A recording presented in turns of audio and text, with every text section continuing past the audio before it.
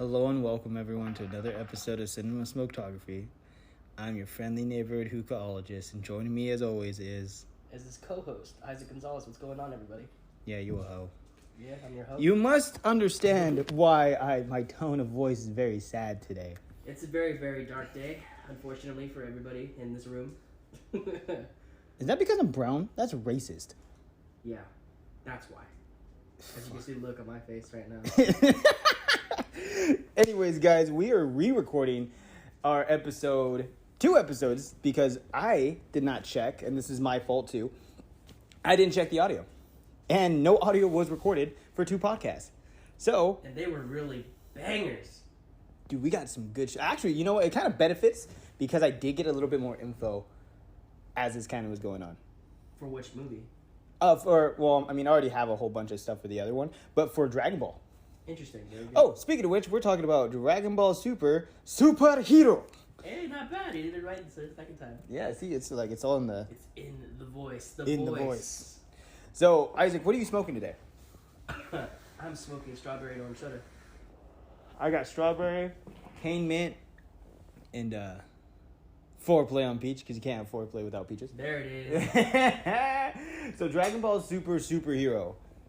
It was a great movie. It was a good movie. I was actually talking a little bit more with my coworker today about it, because he really loved Dragon Ball too, and he took his kids.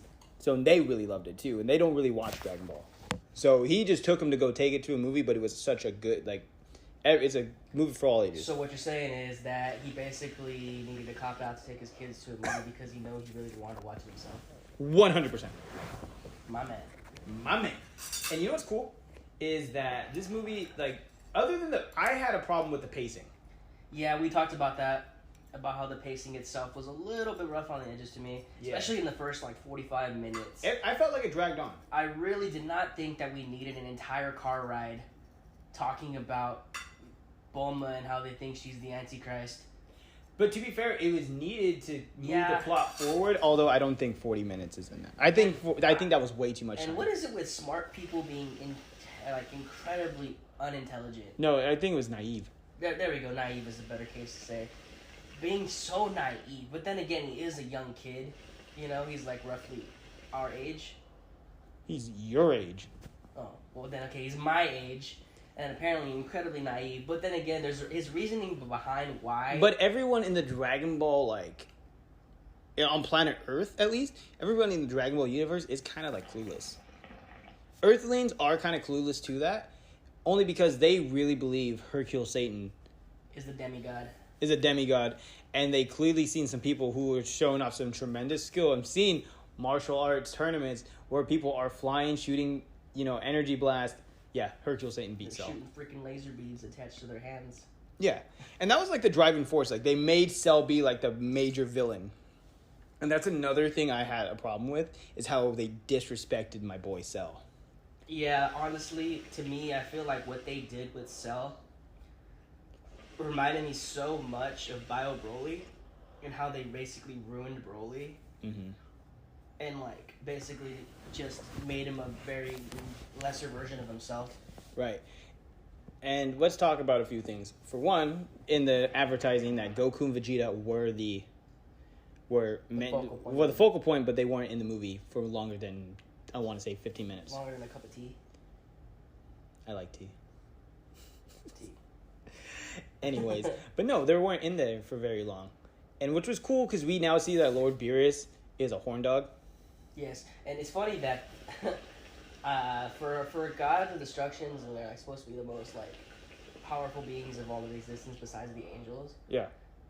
They're kind of using them for comedic relief now. Oh, 100%. And can we talk about how, in the Tournament of Power, we knew that Jiren was OP. Very. And we understand why he was that strong now, because in terms of pure strength, Broly is able to beat Jiren. Only because Broly has tremendous amount of untapped power dormant within him, because he's a legendary Super Saiyan, right?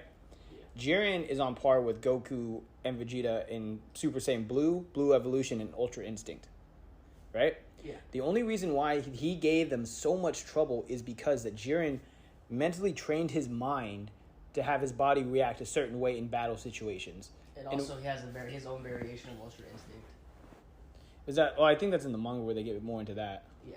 Yeah, He does have his own variation of Ultra Instinct, just like every other person who is tapped into that like area has their own version of a form of autonomous Ultra Instinct. Right. So, and it's funny because like the only ones that I've ever achieved that are angels and people that are not gods of destructions. They have not tapped into the autonomous Ultra Instinct. Beerus has a form of it. In the manga, in the Tournament of Power, when all the gods were fighting each other, It wasn't just the three. Beerus does have that. Which I wish we could have seen. That would be pretty lit. But then again, the manga happened. It's funny because they did the manga after the Tournament of Power. There was the scheduling was bad. Now the manga has succeeded the anime, so the anime's gonna follow the manga. Which they should have done in the first place. It's like, but at the same time, it is what it is. I like the Tournament of Power in the anime way more than I see it in the actual manga because it's actually all over the place, and they rush characters to get their old what's the big all with universe 3 with all the robots. What universe is that? Oh fuck, I forgot. It's been a while since I've seen it, but I do know what you're talking about. Yeah, so there's that. So that's where we have that disconnect. But onto the main photo of the Red Ribbon Army coming back. And I always liked the Red Ribbon Army, and then it's Commander Magenta. And the reason, it's such a great, thing to have the Red Ribbon Army back now is because it was such a focal point in the Dragon Ball series. And, it was kind of dabbled a little bit in Dragon Ball Z, but it was more like a side story, like a filler episode, Yeah, it had its reasonings for being there. But what I really like, and I just kind of put this together after we recorded the first time, is that this is a tale of sins of the father. Think about that. Yeah, it because Dr. Giro's great-grandson, Dr. Hedo, and, side note, Android 21 is canon. Yes, the Android 21 from Fighters is canon.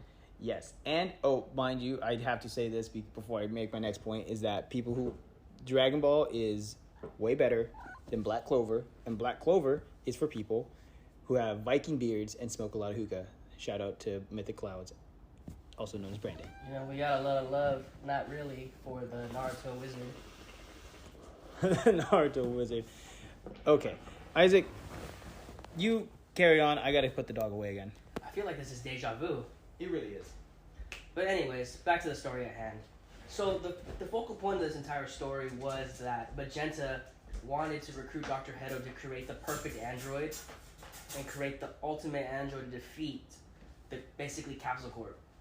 He wanted to stop Bulma because they were saying that Bulma has aliens and that she's a mastermind behind it all, and that Dr. Hedo's help because he knows how to do the formula to making an android, and he knows how to make unstoppable beings. But in reality, Dr. Hedo wants to create the ultimate superhero. Yeah, and I like how he's just so childish and just see because it kind of mirrors everything going on right now. Because especially in cinema, we're just so focused heavily on superhero movies. Side note: did you hear about what happened with Warner Brothers today? No, what happened? And how they delayed Aquaman and Shazam again for next year now? I did not know that.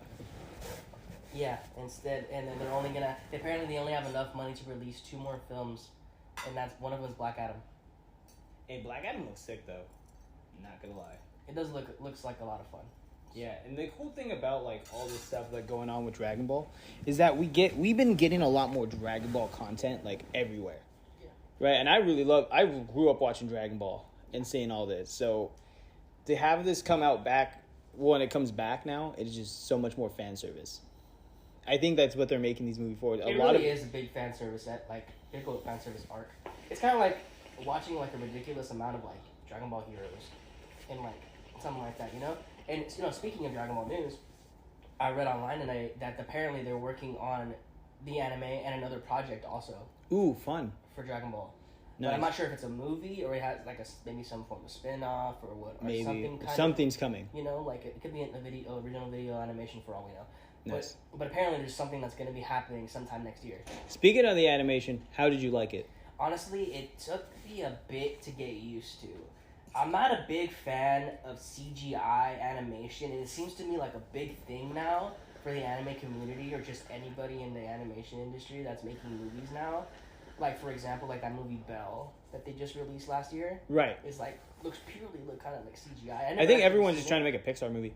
Yeah, kind of. But the thing is, like, you know, I feel like I don't know what, I think because they want to make it more action-packed. Sure. And it's the big screen. It's not like it's going straight to DVD, you know? Mm-hmm. So action-packed means they want to have it like centered on the CGI for you to be able to be like, oh shit, that's fucking crazy, that's awesome. Right. And, you know, they're going to give up the 2D animation and the crisp animation, especially from what we got in Dragon Ball Super Broly, which is like top tier animation if you ask me. That was a very good animation style, and they should have kept that. And they really should have. And you could see that they try to mix a mixture of CGI in Dragon Ball Super Broly, which was... And even in Resurrection F, because it was rough. It was rough. Honestly, Dragon Ball Broly brought it back. Yeah, and they brought it back, and it was really rough too. Right. There were certain like areas that were just like, oh god, that doesn't. Why is it like this? But it worked out pretty well. And in a way, it wasn't like one of those things where it really bothered anybody, or at least not me. But it shouldn't have been there, no. But I know why it had to be there, and I can understand why they decided to make this movie purely CGI in a sense.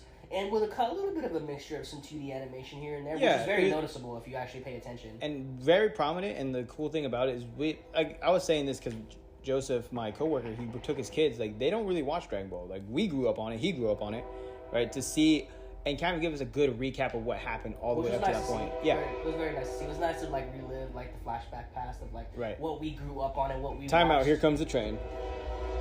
Brought to you by... Trains! Gotta love them, gotta hate them. They're too loud.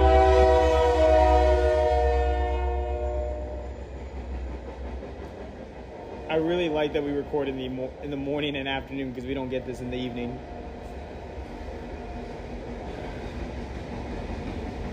Dramatic pause. Wow, that's a long ass train. For real. Okay. Anyways, back to our regular scheduled programming. So another thing is that I found this out that Gohan Blanco is the new. Spoiler alert, everyone.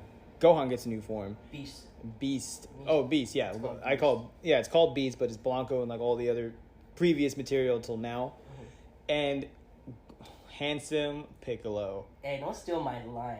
I had to. Handsome Piccolo. AKA Orange Chicken Piccolo. You know what I found out? I just found out that the symbol on his back actually is the Namekian Tree of Life. Yeah. So I forgot about that first time. I didn't know what it was. Now I do. And Toriyama's favorite character is Piccolo. And actually, Piccolo's journey from being reincarnated and being Kami, because they refer to him as Kami a lot, is the fact that it's really mirroring the original story of Dragon Ball, Journey of the West, with Sun Wukong. Yeah. So you actually see a lot of these things, and for him to become a god, he has to fight his evil self. And that's exactly what Kami did in releasing Demon King Piccolo to become the Guardian of Earth. It was like a lot of callbacks. To the original series, Dragon Ball Z, Dragon Ball. Even the movies, too, that we've seen that apparently seem like they're canon now in certain aspects that they've taken, from little bits and pieces of the movie. Right. So it's nice to see that the focal point of this entire story was Piccolo. And I like how Gohan and Piccolo's, reaction, like their interactions with each other.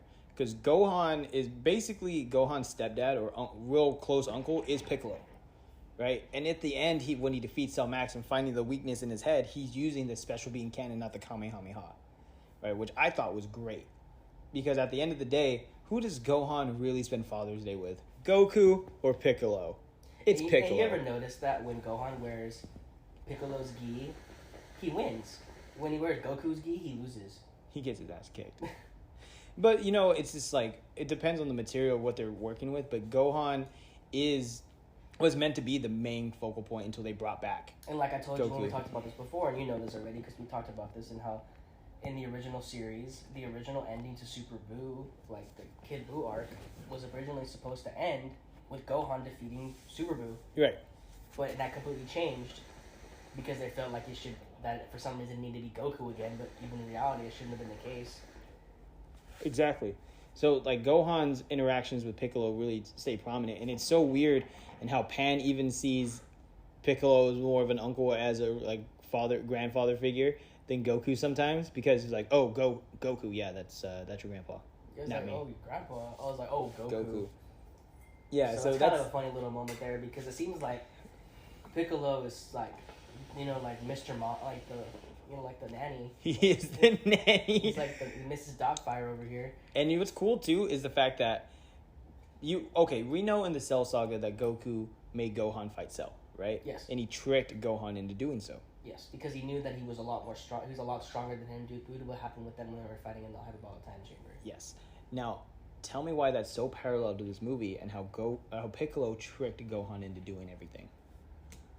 It's like one of those things where he needed a little bit of a kick in the ass to get his head straight, because Piccolo is always known to be training through training that, especially when he was a kid, how powerful Gohan could actually become if he had just dedicated his time to training.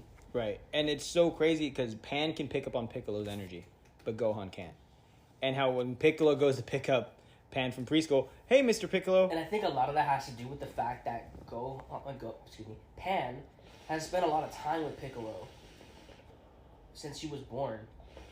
So I feel like that whole, especially with that whole like dynamic between them, Pan and Piccolo is becoming like the new Gohan and Piccolo when he was a kid. Yeah. Like the training, the rough training, but he's taking it easy on her a little bit, you know. Yeah. Because she's a girl, she's a little girl, you know. She hasn't even learned how to fly yet. But now that she knows how to fly, training picks up in the morning. Exactly, training picks up like never before. But who knows? We might even see Pan actually become a Super Saiyan. I hope. Which would be pretty cool. That would be dope. And then another thing, as we continue on through this whole dynamic here, and I think instead of having Cell Max and disrespecting my boy here, they should have had the Gammas be the main villains and taken the route from the Android 13 movie when Gamma 1 and 2 are taken and there was a Gamma 3. Or possibly doing what they did in Dragon Ball GT, which is not canon, but still, it's possible to steal material from something that's not canon. But when they did the whole Super 17... Well, that's what I'm saying, because Super 17 even came from that little piece. It was a little bit of a hint from Super 13, the Super 13 movie. Yeah. Used his past self that was in hell that turned into Super 17. Yeah. But it's the same idea using it's the same concept. Basically, it's still the same concept. Exactly. Both, yeah. And that's what they should have done instead of using Cell Max. Because, like I said, I always believe that Cell was a better candidate for a lot of things. Instead of bringing back Frieza, they should have brought back Cell. And I'm getting kind of tired of Dragon Ball resorting to old villains instead of coming up with new ones. Obviously, the manga's proving me wrong on that part where they have Granola and we have Moro and stuff like that. But for their movies, they're lacking like other stuff, because you can definitely bring someone like Cooler in, for example. Yeah, which technically doesn't exist. Which is a shame, because which is a real shame. Which you could have done. They brought Broly back and they made him basically canon. And I think like instead of bringing like the Resurrection F saga, we had Cooler be there instead. Yeah, and then you could still have Cooler come into the series and have him be like, gone for whatever happened or whatever. Yeah. And maybe he's coming for revenge, not against Goku or anything, but against Frieza. No, but you know what would have been super funny, and I really hope they did this, like in the Terminus 6 arc, having the Golden, instead of Frost try to eventually work towards Platinum, but have the Cooler form instead. Yeah. That would have been super cool. And we've seen Golden Cooler in Dragon Ball Heroes, which is a thing also. Because basically Cooler exists in a non-canon show. Yeah. But that's what I'm saying. Like, there's a lot of avenues they could take instead of having to resort to old villains. But I get the idea of why they wanted to use Cell Max. Is because Dr. Gero was working towards that. There's a lot of history, basically. Towards Cell. Yeah, there's a lot of history with Cell and all the androids. And but they know of the Dragon Balls. Yes. Right? They could have brought him back to do just like they did Frieza. But the problem I have with that, and this is just because I know Cell as a character, Cell is too smart. Cell is too selfish and more like a Saiyan. So I don't think... it's a cool idea that they use Cell Max and make a whole new character because of it. But if they brought back Cell in any capacity, it wouldn't be like... Cell would want revenge. And you wouldn't expect Cell to turn over a whole new leaf. He wants destruction. That's what he was made for. So. But that's the thing, though. Like, Cell has a lot of same cells in biology, so he actually wanted a good fight at the end of it. Yeah, he had Frieza's DNA to be a conqueror and destroy the universe, but it could be possible that Cell could have been made into an anti-hero. It's like you could say the same thing with Kid Buu. Kid Buu was destroyed by the Spirit Bomb, but then Goku told Buu that he wanted to meet Buu again in another time. And that's where we get Oob. I get that. Oob. But I don't know. Like, for me, I don't like how they're resorting back to old villains for these movies. I think it would be better as an original. It's kind of lazy. I'm not gonna lie. Kind of. It's very lazy. Yeah, it's very lazy. It's like I don't know. It's the thing is like we talked about this way before and how we're such big fans of like this franchise, this series, this whole everything, and like we want to see all those things that we like grew up on and like back on the big screen and checking out all these things and we can nitpick the shit out of certain things that we like and unfortunately we have no say so in what they do. Mm. But at the same time, it's like, come on, like, we've seen it already, But here's the thing, though. Like, the fandom does have a lot of say in it, and a lot of it comes from Dragon Ball Z Abridged. Because like we were saying last time, I think the whole thing of the Android 16 was modeled after Dr. Gero's son. I think that was made up. And the Dragon Ball Z Abridged said something about it. Because I watch that shit a lot because I use it as background music as I sleep. So I can quote that ridiculous amounts, and it's sad. But like that and the park ranger thing, I was like, I'm gonna range the shit out of that park. 17's a park ranger. It's like a little bit of a gag, like bits and pieces from something that was made, and it's cool because Dragon Ball Z Abridged like changed the pop culture of Dragon Ball, made Dragon Ball cool, learned than it already was. It was fucking hilarious. I love how like they made Goku so stupid, because in reality he is like fucking deadbeat dad. And it's funny because like they made him so stupid, and then we get into Super, and he's even more stupid. You see what I'm saying? Like, I think the fandom has a little bit. Like, yeah. Goku has never been that stupid. Yeah.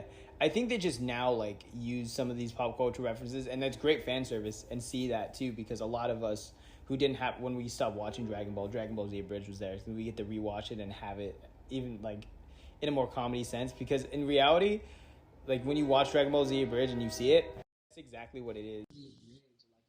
Technical difficulties aside, Dragon Ball Z Abridged, you were saying? Dragon Ball Z Abridged kind of opened the gateways to like other animes now on YouTube that are doing Abridged series, like Sword Art Online Abridged. Have you seen that one? Yeah, Seven Deadly Sins Abridged. Like I haven't seen Seven Deadly Sins Abridged. That sounds hilarious. And like all these other Abridged series that Team 4 Star like created to freaking set apart. Like we're going off topic here from the movie, but at the same time, like you can if you've watched like Dragon Ball Z Abridged from start to finish. There's a lot of things that they did take from there. You can probably tell, but maybe it's just us like theorizing here, like Yeah, we're thinking thinking just ahead. Pure theory. But then again, if you're a fan of the series, which they were, Yeah, exactly. But you see a lot of those parallels, so that's the cool thing. And like I said, like overall, I don't hate this movie. I think it's a great movie. It's not my favorite. Not my favorite at all whatsoever. It's still a fun movie. It's something I probably watch again, maybe in the background or like. Watch again, just to get all this nostalgic stuff, Yeah, now I kind of want to watch it subbed because for this easy and the convenience of the podcast, we do watch a lot of these things, especially when they have subbed or dubbed versions. We watch them subbed so we can talk about it. But I prefer watching it subbed all the time. So do I.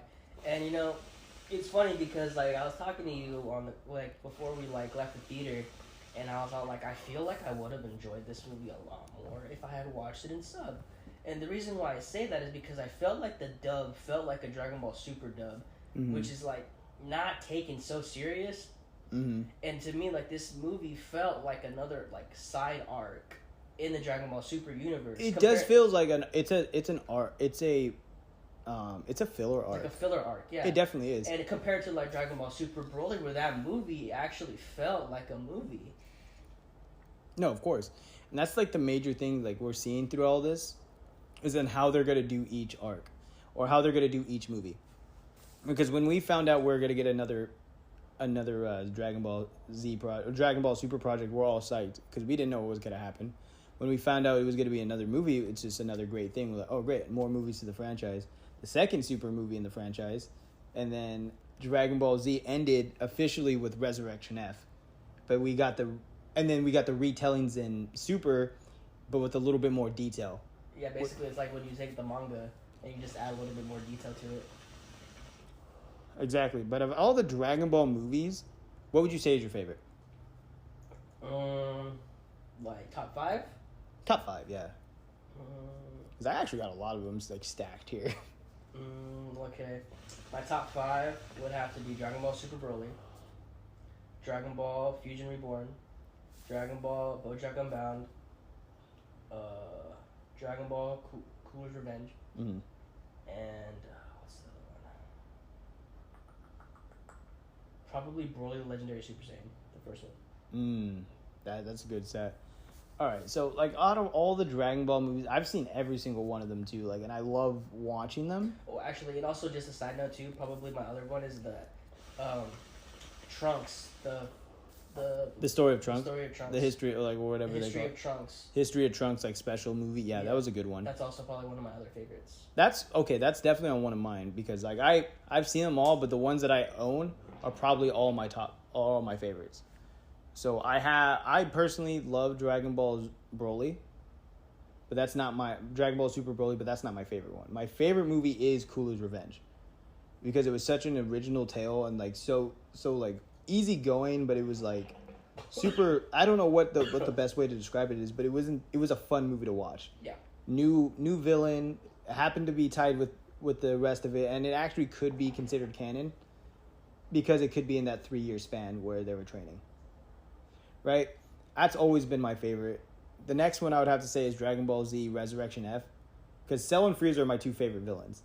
And when that came out, and I'm like, oh, bro, Frieza's coming back, and there's two new forms. I was Speaking stoked. of Resurrection F, talk about like how Resurrection F decided to introduce rock music in Dragon Ball.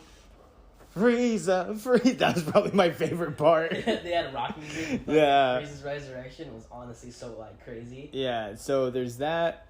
Dragon Ball Super Broly's right under there. Fusion Reborn is one of my favorite tales, and I'm gonna be a little different, and like I do like the history of Trunks, but the original special with Bardock, father of Goku, is my number 5.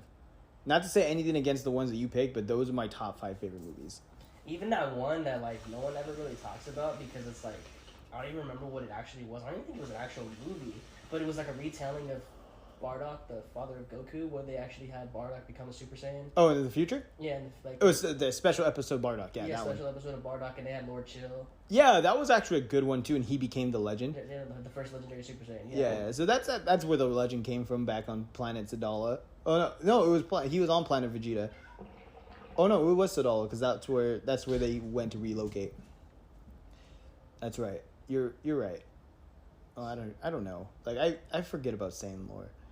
But you know what? The one thing I want to like kind of just mention is that these movies hold a special place in my heart because of how like influential they were. Because I've told you this before. I wrote a book and I made myself a superhero. I wrote a lot of that as I'm watching these movies. So if you ever read if I actually finish my book and get it properly finished, you're gonna feel like, bro, why do you feel like you just ripped off Dragon Ball Z? I'm like, because I probably did. I'm not gonna lie. Oh, see, now my cat's gonna go pick on the dog. Yep.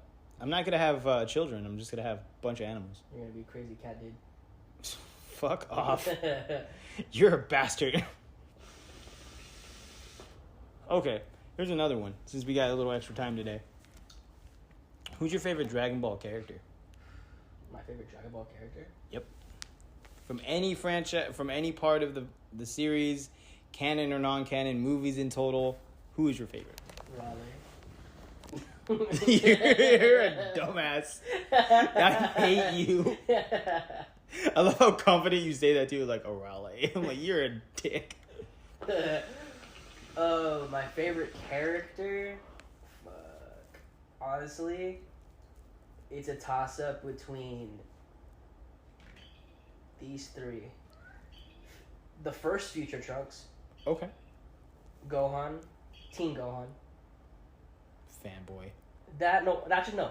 Ultimate Gohan. Ultimate Gohan. Ultimate Gohan. Okay. Because I always get fucking chills every time I watch him when he comes back from the planet of the Kais, and he goes to fight Boo, and he always super cocky, fucking like, that was fuckboy Gohan. Fight you, I just know I want to kill you. Yeah, that is fuckboy Gohan. That's dude. Like that's my like that confidence, you know. Yeah. The unrecognizable Gohan, you know. Right. And honestly, Vegeta, GT Vegeta. GT Vegeta? Yeah, dude. GT Vegeta, I can go on a tangent about GT Vegeta. Go right ahead. The reason why I like GT Vegeta so much is he's the perfect combination of all the Vegetas that we've ever seen. Okay. And the reason why I say this is because this Vegeta is so much more down to earth in a sense, where he's been through it all already, you know? Yeah. He doesn't care about being better than Kakarot anymore. he's he's a family guy, but still a badass. And the man fucking doesn't give a shit about wearing a pervert stash. Mustache. I shaved my mustache, you idiots. And also, I can't get over his hairstyle in that show though. It's weird because like it's funny because if you remember like in the beginning of GT when you first see him, he looks hella skinny. Like with his fucking. And then he gets fucking buff. And he gets hella buff all of a sudden. But no, like just Vegeta in general though, because the Vegeta has the biggest character development in all of Dragon Ball Z. Oh yeah, 100%. So it's like from. I still hate that Toriyama killed him off because the fans told him don't. He's a prick, dude. Like that guy's I love that guy, but what he's given us, but he's a prick. But just Vegeta in general, I would say. Just like, but then I got a special place for GT Vegeta though because Super Saiyan 4 Vegeta is like the best looking Super Saiyan 4. Okay. Okay. That's fair. You gotta final shine, bro. Like, come on. Oh my god, final shine. Get the fuck out of here. Alright, so let's see. If I'm gonna keep my top 3, my number 1 favorite Dragon Ball character is Vegeta. Like, he's you're right, he has the most character development. He has the most badassery of everyone there. Because let's face it, when he was a Saiyan, he was overconfident and badass. When he became a Super Saiyan, he's like, there's more than one way to achieve the legend. Yeah, I remember when he's like, remember that one scene too when he fights Android 19 the first time he goes Super Saiyan, and he's like, do you feel fear? Yeah, tell me, does a machine such as yourself know what fear is? Like, ever experienced fear? Like, dude, and he just turned Super Saiyan, and they're like, oh shit, let someone join the Super Saiyan club. That's true. Then this is a toss up between Frieza and Cell. Because you're either perfect. I thought we're going like the Z Fighter. No, dude. Like I'm talking about any character. Oh, okay. So honestly, like Cell's my number 3 choice because you're either perfect or you're not me. What about the demigod Hercule? Fuck that guy. Fuck him. Hercule Satan. That's so funny. I'm thinking of a new name. I'm thinking Hercule. But you know what? It would be a fun character to see come back too. I really just would love to see their interaction now, just because they know they can get rid of him at any time. Nappa and Raditz. I knew you were going to say Nappa. Nappa and Raditz. Would we see Nappa come back in GT just to get blown up by Vegeta? You musclehead. I thought you would have learned about your time in hell, but here you are doing the same things. I'll kill you, Vegeta, only if you want to die to me again. God, I love that. Jeez. But yeah, honestly, probably those are my top. That's a solid top, honestly. Like those are solid characters. And honestly, like I'm excited to see what Dragon Ball content we're gonna get next, because the moral arc is super super intense, and we're gonna get a lot more cool Vegeta moments because now he not only knows not Ultra Instinct, sorry, forgive me. He has his own version of Ultra Instinct. Yeah, Ultra Ego. He has Ultra Ego coming soon. He now knows the instant transmission because he hates holding Kakarot's hand, so he no longer has to do that. And he's going to have Force Spirit Vision, where you can tap a character and drain their power remotely and use their power against them. So that's going to be very interesting to see going forward. Because imagine if they had that during the Tournament of Power and fought Jiren. Honestly, I feel like the way they should have won the Tournament of Power is like the funniest way. All Goku had to do was like go behind Jiren and just instant transmission him outside. That would have been so easy. Oh my god, yeah. What the fuck? God damn it, Goku. I'm just saying. Like, honestly. You're just saying? Yep. And honestly, I'm waiting for Kale and Cauliflower to come back. Oh yeah, that would be a great... Because I feel like Goku needs some apprentices besides Oob. Yeah. And it'd be cool to like have like Broly and like Kale be in the same room. I would love to see that fight. I'd love to see that. Yeah. But I think that's all we really got for this podcast, Isaac. Yeah, we went on a big old tangent about Dragon Ball, but because we love this franchise. No, and that's what's perfect about this, because we can obviously talk about whatever we want on these podcasts. Obviously, we're focusing on the movies, the aspect itself, and we do touch upon it. But I just love having these like conversations about anything Dragon Ball related or anything movie related, wherever we're talking about. I'll ask you this final question before we end this movie. Where would you rank this movie in all the Dragon Ball movies? Because we have how many? 24. We have 24. We have 24 movies, I believe. I'd want to say it's like in the after. Honestly, this one is not like too memorable, so it's got to be like in between 11 and 15. Okay, I can see that. Yeah, like it ranks somewhere around there because obviously, like, we've already talked about our top favorite movies, and if we went through all of them, I'm sure we can figure it out. But honestly, like, this one feels like in that mid-tier kind of range, not bottom tier. Funny because, like, I feel like from the eyes of a Dragon Ball fan, this movie doesn't hit what we like about Dragon Ball. Right. But Gohan fans will be excited. Yeah, but to the eyes of the public and out there in the world, besides, that are Dragon Ball fans, but at the same time not Dragon Ball fans that went to go watch this movie, it made a boatload of fucking money in the first week. Yeah, first, it beat the original Pokemon movie. It had the record at 10.1 million at 10.8. By the final numbers, it probably hit like 12 million. Yeah, and it's still going. Oh, yeah. And it's still going to. I'm going to go see it subbed. I do want to go watch it subbed. I feel like I get a lot more of an enjoyment out of it. Plus I'd be more focused because, we're there going to read the fucking subtitles. Yeah, exactly. We always see it on big-ass screens anyway, so it's going to be fun. So, anyway. Guys, let us know your thoughts on this. And honestly, like, we want to know what you guys want to think. If anyone wants to join us on the podcast, we're more than happy to do so. And keep in mind, guys, that we now have Instagram and YouTube. I got to get my computer back so I can put these on YouTube. Story for another day. But come on, guys. Leave a like and comment on our IG. Leave a follow. Come say what's up to us. Our DMs are always open. If you want to be on the podcast or, you want to do something to help with the podcast, please let us know. We'd love it. Till next time, guys. Keep smoking. Peace.